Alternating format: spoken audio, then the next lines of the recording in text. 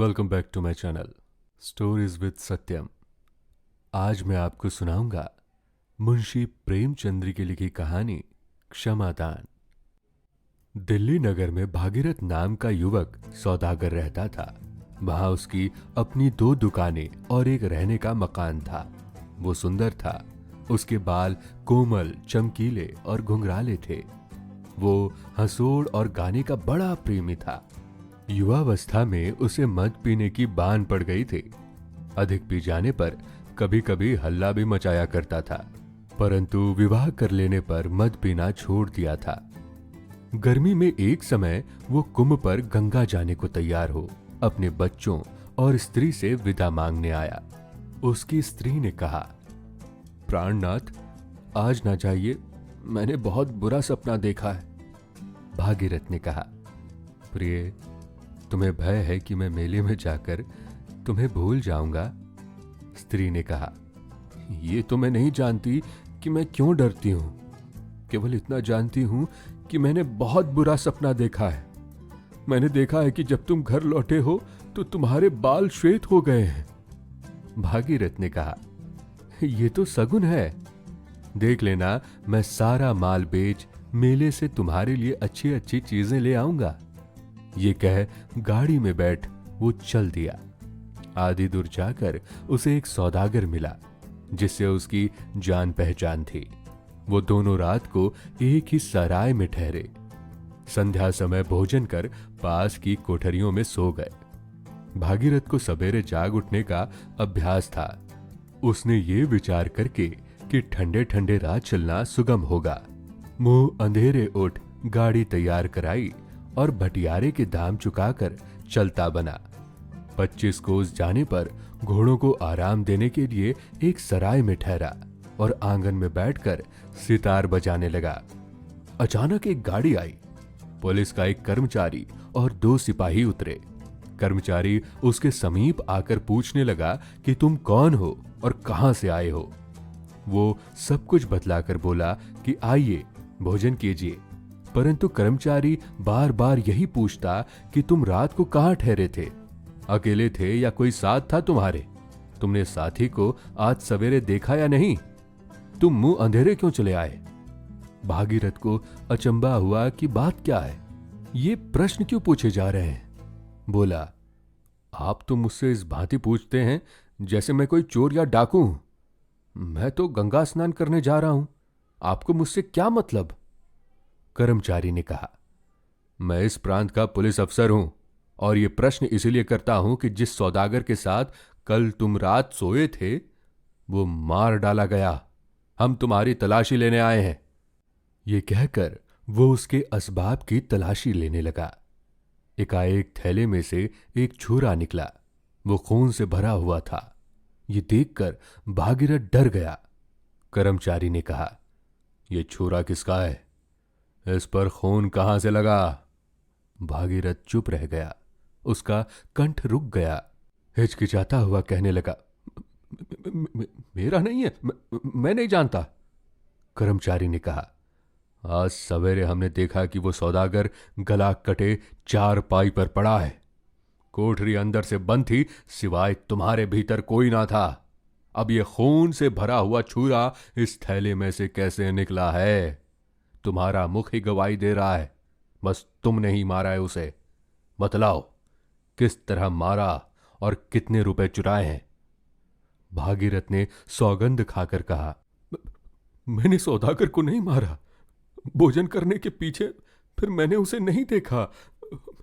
मेरे पास अपने 8 रुपए हैं। ये छुरा मेरा नहीं है। परंतु उसकी बातें उखड़ी हुई थी। मुंह पीला पड़ गया था और वो पापी की भांति भय से कांप रहा था। पुलिस अफसर ने सिपाहियों को हुक्म दिया कि इसकी मुस्कें कसकर गाड़ी में डाल दो। जब सिपाहियों ने उसकी मुस्कें कसी तो वो रोने लगा। अफसर ने पास के थाने पर ले जाकर उसका रुपया छीन लिया, उसे हवालात में दे दिया। इसके बाद दिल्ली में उसके चाल चलन की जांच की गई। सब लोगों ने यही कहा कि पहले वो मद पीकर बकझक किया करता था, पर अब उसका आचार बहुत अच्छा है। अदालत में तहकीकात होने पर उसे रामपुर निवासी सौदागर का वध करने और 20,000 रुपए चुरा लेने का अपराधी ठहराया गया। भागीरथ की स्त्री को इस बात पर विश्वास ना होता था। उसके बालक छोटे छोटे थे, एक अभी दूध पीता था। वो सबको साथ लेकर पति के पास पहुंची। पहले तो कर्मचारियों ने उसे उससे मिलने की आज्ञा ना दी, परंतु बहुत विनय करने पर आज्ञा मिल गई और पहरे वाले उसे कैद घर में ले गए। ज्यों ही उसने अपने पति को बेड़ी पहने हुए चोरों और डाकुओं के बीच में बैठा देखा, वो बेसुध होकर धरती पर गिर पड़ी। बहुत देर में सुध आई। वो बच्चों सहित पति के निकट बैठ गई और घर का हाल कहकर पूछने लगी कि ये क्या बात है। भागीरथ ने सारा वृत्तांत कह दिया। स्त्री ने कहा, तो अब क्या हो सकता है? भागीरथ ने कहा, हमें महाराज से विनय करनी चाहिए कि वो निरपराधी को जान से ना मारे। स्त्री ने कहा, मैंने महाराज से विनय की थी, परंतु वो स्वीकार नहीं हुई। भागीरथ ने निराश होकर सिर झुका लिया। स्त्री ने कहा, देखा मेरा सपना कैसा सच निकला। तुम्हें याद है ना, मैंने तुमको उस दिन मेले में जाने से रोका था। तुम्हें उस दिन ना चलना चाहिए था, लेकिन मेरी बात ना मानी। सच सच बताओ, तुमने तो उस सौदागर को नहीं मारा ना? भागीरथ ने कहा, क्या तुम्हें भी मेरे ऊपर संदेह है? ये कहकर वो मुंह ढांपे रोने लगा। इतने में सिपाही ने आकर स्त्री को वहां से हटा दिया और भागीरथ सदैव के लिए अपने परिवार से विदा हो गया। घर वालों के चले जाने पर जब भागीरथ ने ये विचार की, मेरी स्त्री भी मुझे अपराधी समझती है, तो मन में कहा, बस मालूम हो गया परमात्मा के बिना और कोई नहीं जान सकता कि मैं पापी नहीं हूं। उसी से दया की आशा रखनी चाहिए। फिर उसने छूटने का कोई यत्न नहीं किया। चारों ओर से निराश होकर ईश्वर के ही भरोसे बैठा रहा। भागीरथ को पहले तो कोड़े मारे गए। जब घाव भर गया तो उसे लोहक बंदी खाने में भेज दिया गया। वो 26 वर्ष बंदी खाने में पड़ा रहा। उसके बाल पककर सनके से हो गए, कमर मोटी हो गई, देह धुल गई। सदैव उदास रहता, ना कभी हंसता ना बोलता, परंतु भगवान का भजन नित्य किया करता था। वहां उसने दरी बुनने का काम सीखकर कुछ रुपया जमा किया और भक्त माल मोल ले ली। दिन भर काम करने के बाद सांझ को जब तक सूरज का प्रकाश रहता, वो पुस्तक का पाठ करता और इतवार के दिन बंदी खाने के निकट वाले मंदिर में जाकर पूजा पाठ भी कर लेता था। जेल के कर्मचारी उसे सुशील जानकर उसका मान करते थे। कैदी लोग उसे बूढ़े बाबा अथवा महात्मा कहकर पुकारा करते थे। कैदियों को जब कभी कोई अर्जी भेजनी होती तो वो उसे अपना मुखिया बनाते और अपने झगड़े भी उसी से चुकाया करते। उसे घर का कोई समाचार ना मिलता था। उसे ये भी नहीं मालूम था कि स्त्री बालक जीते हैं या मर गए हैं। एक दिन कुछ नए कैदी आए। संध्या समय पुराने कैदी उनके पास आकर पूछने लगे, भाई तुम कहां से आए हो और तुमने क्या क्या अपराध किया है? भागीरथ उदास बैठा सुनता रहा। नए कैदियों में एक 60 वर्ष का हट्टा कट्ठा आदमी, जिसके दाढ़ी बाल खूब घने थे, अपनी राम कहानी यूं सुना रहा था। भाइयों, मेरे मित्र का घोड़ा एक पेड़ से बंधा हुआ था। मुझे घर जाने की जल्दी पड़ गई थी। मैं उस घोड़े पर सवार होकर चला गया। वहां जाकर मैंने घोड़ा छोड़ दिया। मित्र कहीं चला गया था। पुलिस वालों ने चोर ठहराकर मुझे पकड़ लिया। यद्यपि कोई ये नहीं बतला सका कि मैंने किसका घोड़ा चुराया और कहां से। फिर भी चोरी के अपराध में मुझे यहां भेज दिया गया। इससे पहले एक बार मैंने ऐसा अपराध किया था। मैं लोहग में भेजे जाने लायक था, परंतु मुझे उस समय कोई नहीं पकड़ सका। अब बिना अपराध ही यहां भेज दिया गया हूं। एक कैदी ने कहा, तुम कहां से आए हो? नया कैदी ने कहा, दिल्ली से। मेरा नाम बलदेव सिंह है। भागीरथ ने कहा, भला बलदेव सिंह? तुम्हें भागीरथ के घर वालों का कुछ हालत मालूम है? जीते हैं या मर गए? बलदेव ने कहा। जानना क्या, मैं उन्हें भली बातें जानता हूं। अच्छे मालदार है। हाँ, उनका पिता यहीं कैदी है। मेरे ही जैसा अपराध उनका भी था। बूढ़े बाबा, तुम यहां कैसे आए? भागीरथ अपनी विपत्ति कथा ना कही, केवल हाय कहकर बोला, मैं अपने पापों के कारण 26 वर्ष से यहां सड़ रहा हूं। बलदेव ने कहा, क्या पाप? मैं भी तो सुनूं। भागीरथ ने कहा, भाई जाने दो, पापों का फल अवश्य भोगना पड़ता है। वो और कुछ ना कहना चाहता था, परंतु दूसरे कैदियों ने बलदेव को सारा हाल कह सुनाया कि वो एक सौदागर का वध करने के अपराध में यहां कैद है। बलदेव ने ये हाल सुना तो भागीरथ को ध्यान से देखने लगा। घुटने पर हाथ मारकर बोला, वाह वाह, बड़ा अचरज है। लेकिन दादा, तुम तो बिल्कुल बूढ़े हो गए हो। दूसरे कैदी बलदेव से पूछने लगे कि तुम भागीरथ को देखकर चकित क्यों हुए? तुमने क्या पहले कहीं उन्हें देखा है? परंतु बलदेव ने उत्तर नहीं दिया। भागीरथ के चित्त में ये संशय उत्पन्न हुआ कि शायद बलदेव रामपुरी सौदागर के असली मारने वाले को जानता है। बोला, बलदेव सिंह, क्या तुमने ये बात सुनी है और मुझे भी पहले कहीं देखा है? बलदेव ने कहा, वो बातें तो सारे संसार में फैल रही है। मैं किस तरह ना सुना था। बहुत दिन बीत गए, मुझे कुछ याद नहीं रहा। भागीरथ ने कहा, तुम्हें मालूम है कि उस सौदागर को किसने मारा था? बलदेव हंस पड़ा। जिसके थैले में छुरा निकला वही उसको मारने वाला। यदि किसी ने थैले में छुरा छिपा भी दिया हो तो जब तक कोई पकड़ा ना जाए उसे चोर कौन कह सकता है? थैला तुम्हारे सिरहाने धरा था। यदि कोई दूसरा पास आकर छुरा थैले में छिपाता तो तुम अवश्य जाग उठते। ये बातें सुनकर भागीरथ को निश्चय हो गया कि सौदागर को इसी ने मारा है। वो उठकर वहां से चल दिया, पर सारी रात जागता रहा। दुख से उसका चित्त व्याकुल हो रहा था। उसे अनेक प्रकार की बातें याद आने लगी। पहले स्त्री की उस समय की सूरत दिखाई दी जब वो उसे मेले जाने को मना कर रही थी। सामने ऐसा जान पड़ा कि वो खड़ी है। उसकी बोली और उसकी हंसी तक सुनाई दी। फिर बालक दिखाई पड़े, फिर युवा अवस्था की याद आई।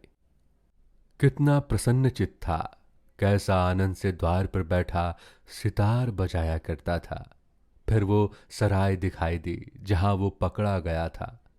तब वो जगह सामने आई जहां उस पर कोड़े लगे थे।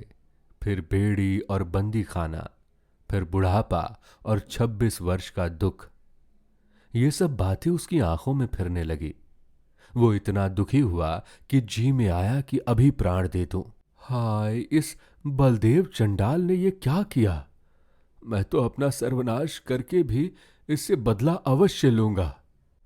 सारी रात भजन करने से भी उसे शांति ना हुई। दिन में उसने बलदेव को देखा तक नहीं। 15 दिन बीत गए। भागीरथ की यह दशा थी कि ना रात को नींद, ना दिन को चैन। क्रोधाग्नि में जल रहा था। एक रात वो जेल खाने में टहल रहा था कि उसने कैदियों के सोने के चबूतरे के नीचे से मिट्टी गिरते देखी। वो वहीं ठहर गया कि देखो मिट्टी कहां से आ रही है। सहसा बलदेव चबूतरे के नीचे से निकल आया और भय से कांपने लगा। भागीरथ आंखें मूंद कर आगे जाना चाहता था कि बलदेव ने उसका हाथ पकड़ लिया और बोला, देखो, मैंने जूतों में मिट्टी भर के बाहर फेंक कर ये सुरंग लगाई है। चुप रहना, मैं तुमको यहां से भगा देता हूं। यदि शोर करोगे तो जेल के अफसर मुझे जान से मार डालेंगे। परंतु याद रखो कि तुम्हें मार कर मरूंगा, यूं नहीं मरता। भागीरथ अपने शत्रु को देखकर क्रोध से कांप उठा और हाथ छुड़ाकर बोला, मुझे भागने की इच्छा नहीं, और मुझे मरे तो 26 वर्ष हो चुके हैं। रही ये हाल प्रकट करने की बात, जैसी परमात्मा की आज्ञा होगी वैसा होगा। अगले दिन जब कैदी बाहर काम करने गए तो पहरे वालों ने सुरंग की मिट्टी बाहर पड़ी देख ली। खोज लगाने पर सुरंग का पता चल गया। हाकिम सब कैदियों से पूछने लगे। किसी ने ना बतलाया, क्योंकि वो जानते थे कि यदि बतला दिया तो बलदेव मारा जाएगा। अफसर भागीरथ को सत्यवादी जानते थे। उससे पूछने लगे, बूढ़े बाबा, तुम सच्चे आदमी हो, सच बताओ कि यह सुरंग किसने लगाई है। बलदेव पास ही ऐसे खड़ा था कि कुछ नहीं जानता हो। भागीरथ के होंठ और हाथ कांप रहे थे। चुपचाप विचार करने लगा कि जिसने मेरा सारा जीवन नाश कर दिया उसे क्यों छिपाऊं। दुख का बदला दुख उसे अवश्य भोगना चाहिए, परंतु बतला देने पर फिर वो बच नहीं सकता। शायद ये सब मेरा भरम मात्र हो। सौदागर को किसी और ने मारा हो। यदि इसने ही मारा तो इसे मरवा देने से मुझे क्या लाभ होगा। अफसर ने कहा, बाबा चुप क्यों हो, बतलाते क्यों नहीं। भागीरथ ने कहा, मैं कुछ नहीं बतला सकता, आप जो चाहे सो करें। हाकिम ने बार बार पूछा, परंतु भागीरथ ने कुछ भी नहीं बतलाया। बात टल गई। उसी रात भागीरथ जब अपनी कोठरी में लेटा हुआ था, बलदेव चुपके से भीतर आकर बैठ गया। भागीरथ ने देखा और कहा, बलदेव सिंह, अब और क्या करना चाहते हो? तुम यहां क्यों आए हो? बलदेव चुप रहा। भागीरथ ने कहा, तुम क्या चाहते हो? यहां से चले जाओ, नहीं तो मैं पहरे वाले को बुला लूंगा। बलदेव ने उसका पांव पकड़ लिया। भागीरथ, मुझे क्षमा कर दो, क्षमा करो। भागीरथ ने कहा, क्यों? बलदेव ने रोते हुए कहा, मैंने उस सौदागर को मारकर छुरा तुम्हारे थैले में छिपाया था। मैं तुम्हें भी मारना चाहता था, परंतु बाहर से आहट हो गई। मैं छुरा थैले में रखकर भाग निकला। भागीरथ चुप हो गया, कुछ नहीं बोला। बलदेव ने कहा, भाई भागीरथ, भगवान के वास्ते मुझ पर दया करो, मुझे क्षमा करो। मैं कल अपना अपराध अंगी कर लूंगा, तुम छूटकर अपने घर चले जाओगे। भागीरथ ने कहा, बातें बनाना सहज है, 26 वर्ष के इस दुख को देखो। अब मैं कहां जा सकता हूं? स्त्री मर गई, लड़के भूल गए, अब तो मेरा कहीं ठिकाना नहीं है। बलदेव धरती से माथा फोड़ रो रो कर कहने लगा, मुझे कोड़े लगने पर भी इतना कष्ट नहीं हुआ था जो जो अब तुम्हें देखकर हो रहा है। तुमने दया करके सुरंग की बात ना बतलाई। क्षमा करो, मैं अत्यंत दुखी हो रहा हूं। ये कहकर बलदेव धाड़ मारकर रोने लगा। भागीरथ के नेत्रों से भी जल की धारा बह निकली। बोला, पूर्ण परमात्मा तुम पर दया करे। कौन जाने कि मैं अच्छा हूं अथवा तुम अच्छे हो। मैंने तुम्हें क्षमा किया। अगले दिन बलदेव सिंह ने स्वयं कर्मचारियों के पास जाकर सारा हाल सुनाकर अपना अपराध मान लिया। परंतु भागीरथ को छोड़ देने का जब परवाना आया तो उसका देहांत हो चुका था। ऐसी ही दिल को छू जाने वाली कहानियां आप तक लेकर आता रहूंगा। इसीलिए जुड़े रहिए स्टोरीज विद सत्यम के साथ।